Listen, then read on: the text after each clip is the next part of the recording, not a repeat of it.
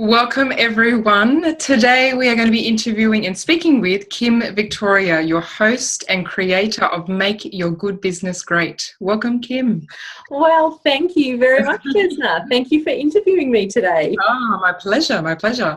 So, first of all, tell us about your business.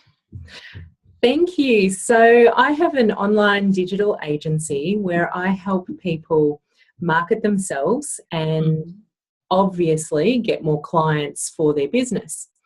And the types of people that I work with are organisations who are already in business and have been in business for, probably a number of years, and they've got a successful business running, and it's so successful that they're usually run off their feet, as we all want to be. And so then they have to, have strategies put in place and start hiring people so that they can continue to grow their business.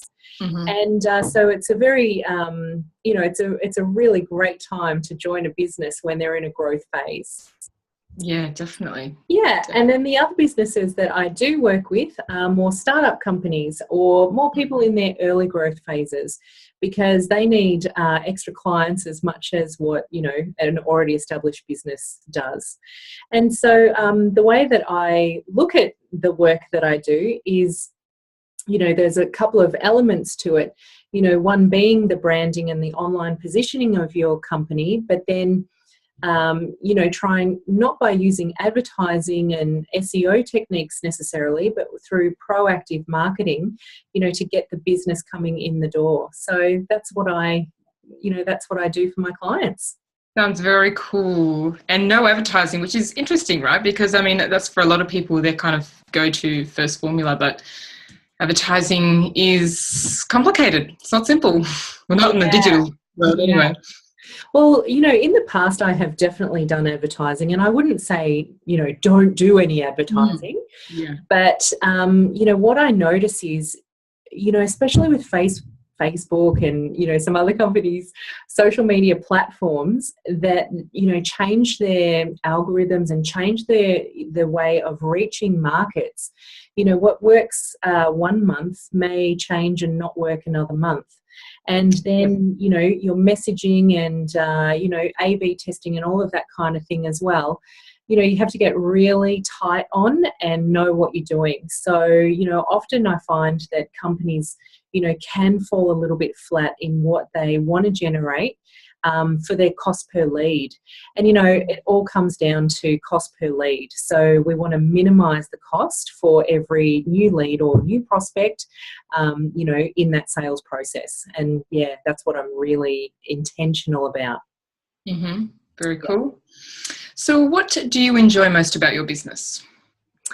I'm an introvert really, but actually I get so energized when I talk to my clients and my potential clients as well, because I love hearing about what they're doing, because usually those conversations are all about, what they're passionate about. And I'm so enrollable with everybody's idea and their growth strategies and, what they're up to and what lights them up. And I'm usually lit up by everybody that I talk to when they're talking their passions. Yeah, awesome. So what do you find is your biggest challenge right now in your business, and what have you got in place to overcome it? Yeah, it's a good one, because in business, at different times in our business, we have different challenges. And, I take that through with my clients as well. I often notice they'll have one challenge at week number 4 of working with me, and they'll have a different challenge at week number 8 and, another one at week number 12. And it was actually one of the reasons why I decided to do the summit in the first place, because, the different challenges were presented to me because of the work that I do with them, but there weren't necessarily challenges that I could solve, just because of my skill set. And so, one of the things I did was I went out to, experts that we've seen here today to get their information and their, their skills so that we could implement them in our businesses. But for me, the thing that I'm really, my biggest challenge at the moment is, like a lot of other people as well, and like we spoke on the summit, is actually putting together my social content. And you'd think that would be easy given that I'm in marketing. But it's so hard to find the time to do it for yourself when you're always working for your clients and doing the work that you do for your clients. And I think my struggle is exactly the same as a lot of people's struggle. It's difficult doing what you know you need to do to grow your business when you're working so hard on, making everything great and, meeting your KPIs for your clients. So that's my biggest challenge. Now, what am I doing to overcome it? Well, so, the great thing about a new year is that, we put in, new ideals and strategies and, systems to implement that. That's what I've done with 2017, just like a lot of the viewers here today. So, taking actually some of the expert tips that we've had, I've diarised. I've actually just carved out chunks in my diary to work on my business and start creating content for my business rather than it always being about the others. And the other thing that, that shift in my own mind, I took myself on as a client so that I get as much attention as what my clients get. And that's been, I'll tell you in a couple of months how that goes. But that's my strategy at the moment. That's a great strategy. So do you find that with your content marketing, so you're like kind of scheduled a day in a week or a morning a week or something to do your own content and consistently? Yeah, exactly. Well, actually not that much time. A whole day is a little bit exaggerated. Yeah. Friday mornings though. So, that will be my time, Friday mornings. And then of course, we have a writer on board now, and so a lot of the things that when I was smaller I used to do myself, I now have a great team around me. So some of those things that traditionally I had to find the time for, because I now have a team, I can have them do that as me as a client as well. Sounds fantastic. Cool. 2017, bring it on. Yeah, that's what I say. Okay, so what's been the best thing you have done to make your business grow? For me, and I hope that this is going to be the same for everyone, I started talking to people. And I know that sounds a little trite, but, engaging in conversations with other people, looking at what, they were struggling, or what they're struggling with in their business, and then being able to assist them. Now, whether that's as a client or whether that's just, through conversation, that's really been the biggest step I've taken. And, I know networking events and, barbecues and, talking to your friends or your clients network, they're great ways. So asking for referrals to somebody who might be interested in the work that I do and then following them up. And honestly, I would say the following up point is the biggest one that has shown the biggest results for me. So when I'm haphazard and I'm not following a schedule, then, potential leads just leak out of my diary. And, I was peeling eggs one day, and I had this analogy that, when you peel a boiled egg, it's so much easier to peel when it's warm, even though, it's warm, you've got to cool it down enough for your fingers, than peeling a cold egg. And I thought, gosh, that is so like following people up. If you let them get too cold, they're really hard to reignite. Whereas if you keep following up when they're warm and you're front of mind, then that's so much, the conversation is just so much easier. And so what I did at the beginning of last year was, because I don't always feel like it, so I took on myself, I pretended to be a robot robot in in so far as if it was in my diary to call someone, regardless of how I felt, or regardless of if I needed to do an email or do something else, I absolutely called that person. And I set aside time, on a Monday morning actually, and a Tuesday morning at the beginning of last year, to make all of my calls and my follow-ups. And then I would just re-diarise them and re-diarise them and re-diarise them. And regardless of whether at that moment in time they picked up the phone or not, because, not everyone's at their desk, they just went straight back into the follow-up system. And, even if I hadn't spoken to them in 2 weeks, I kept my word to myself and my word to my clients, because I would leave, or my potential clients, I would leave a message on the phone saying, sorry I didn't get on to you today, but I'll give you another buzz. I think I've got some time next Tuesday. And because it was in my diary, that's what I did. And, just that rigorous attention to following up and staying in communication, I think has led me to my biggest year in sales last year. Wow. And that was certainly, well and above the strategy that I had the year before that, which was a bit more haphazard. When I feel like it really worked for me to be a robot. Yeah, that's really interesting. And I think, like what you said earlier about, like, I'm doing the networking and really connecting with people.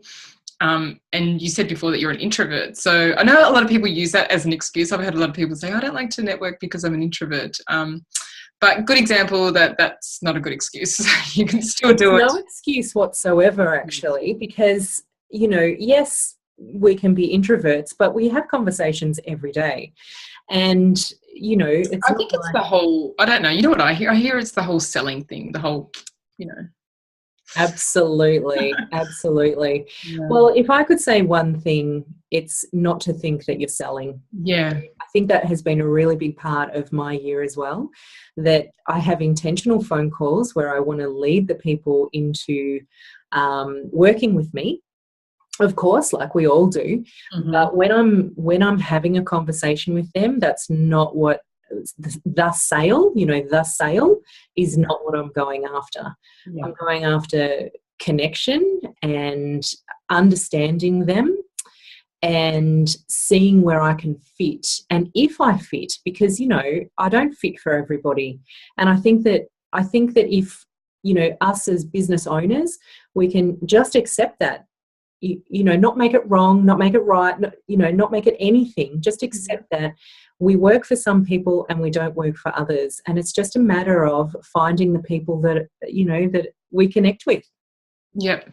I love that. And I love the way you've reframed, that whole conversation experience. It is connecting, and it's kind of serving on, that's true service, right? So it's very authentic. Yeah. And, it's great that you said that, because that is exactly what I do before I hit the phones. Is I say to myself, I want this person to feel more expanded and know more about marketing and their business than when they picked up the phone to take my call. So if you, so that would be my suggestion. If when you're making a phone call, to have that intention that that person knows more about widgets and is more inspired by widgets than when they took your phone call, then let the sales flow to you, because they will. Yeah, that's awesome. I love that. Cool. Okay, so what has been the best book you have read, best business book you've read? So I really loved that book, The E-Myth by Tim Ferriss. Years ago I read it back when I was working like a slave. And what I loved about him, I felt like he had a completely different brain to the one that I had. And he was so cheeky and so out there, and I just didn't realise you could play life that way. And so that was the one that I really loved. The other thing that, I wanted to mention to our viewers when they're also looking at their marketing process is, you know, the creating of their brand. And that, you know, it's really important to be looking at the content, you know, and in the content that we're sharing. I just want to go back to that point if we can. Yeah. Sorry. Because I think we put a lot of pressure on ourselves as well to get out great content, and then we don't know what to get out. And, you know, we look to other people in our industry, and then, you know, that can actually be very overwhelming and very disheartening. And so I wanted to share that, you know, a really great place to start when you maybe don't have too much content is the 80-20 rule. And 80%, you know, sharing some other people's content, some people who are aligned to your business, and they may not be, you know, in your industry, but, you know, there's always tack on topics, you know, to your business, to your widget business. And then only coming up with 20% yourself.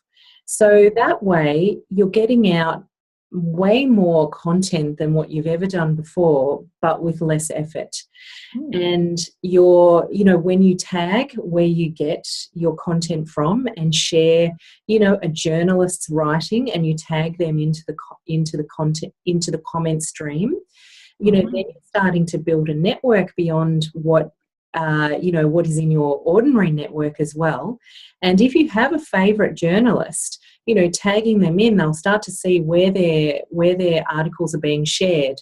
And then when you come to, you know, writing something yourself, if you've shared a few of their articles, you could then, you know, promote or send that article that you've written to them for their comment. And because you've been sharing, you know, it's a great way to meet people, you know, to be thinking about how to expand other people's businesses and their lives through your business as well. Cool. And the other thing, you know, I'd also suggest, you know, when people are lead generating and creating new clients, is to be really personal in their interactions. You know, I so often, like us all, I get advertising and messaged and connected with and networked to, and, you know, like us all. And sometimes I feel like, you know, people just want to get their message out. They're not really interested in me. And it just has me immediately shut down. And I'm sure you feel that as well. Yeah. Yeah, definitely. Yeah. So be personal when you're speaking to somebody, when you're emailing your client list. You know, don't just shoot it out. Like, think of the person that you want to connect with. And when I say personal, I don't mean like, say, you know, we were at the beach on Sunday and, you know, these are my children and stuff. I don't mean that. I actually just mean in the tone of voice that you use. You know, that's a really good distinction, though, I think you just said, because a lot of people say get personal, but you're talking about it like as you're addressing people, like as you're talking in conversation rather than, you know. Yeah, exactly. Like when I'm communicating with somebody, I pretend that I'm communicating to my best friend or my most awesome client that I already work with. And, you know, by the time I start working with someone, we've already got, like, you know, a good connection. I know their business, and I often do know their family, you know, structure and, you know, where they went on holidays and that kind of thing. But I think of them, and I think of how I want to talk to them. And so that will also help with not being salesy, you know, in your messaging, because you're just, you know, you're being personal, you're being of service, and then that won't come across as salesy. And then also, when you are doing your content and when you are doing your branding, be intentional with it. So think what you want your outcome to be.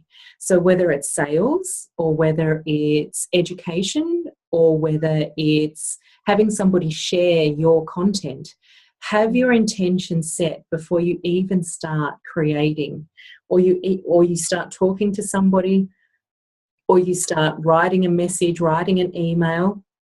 Have your intention, and 9 times out of 10, the person who receives it will actually feel so different when they're reading it to if you just blurted it out, you know, without without thinking and without an intention of how you wanted it to land in mind. Yeah, I love that. It's so authentic. It's so intentional, and as it should be, but I think we get into that habit of just sending emails out and whatnot. But that's really good. Exactly. Sometimes I think we're so busy that we and we've got deadlines. We've all got deadlines that are crazy. And it can be so difficult to just have a moment to go, now, what am I doing this for? Who am I actually messaging here and why? Yeah. And that's the difference. And I'm sure you've seen it yourself. That's the difference between the people whose email you always want to open and the people who you just click off. Yep. Yeah. Absolutely. So what are some other great ways that people can get new clients? Yeah. I would say definitely get out there and network. Set some time to network and whatever's most comfortable for you. So for me, I have small children, so getting to networking events is epic. It's a really big deal, like to get, if I need to organize babysitting or lifts or it can actually just be too hard to work, and I often don't go to networking events because of that. But so if networking events is your thing and you can get to them and you like socializing at them, go to networking events. And certainly, there's a lot of business networking events around which are just so awesome that you can join. And there's so many Facebook communities even, which are great networking places where you can look for people who are aligned or who may want your business or service. And, just by being in that and being active is a great way. There are other social media platforms as well. LinkedIn I really love also for, connecting with like-minded people and then all talking about, your passions, which is your business and your baby.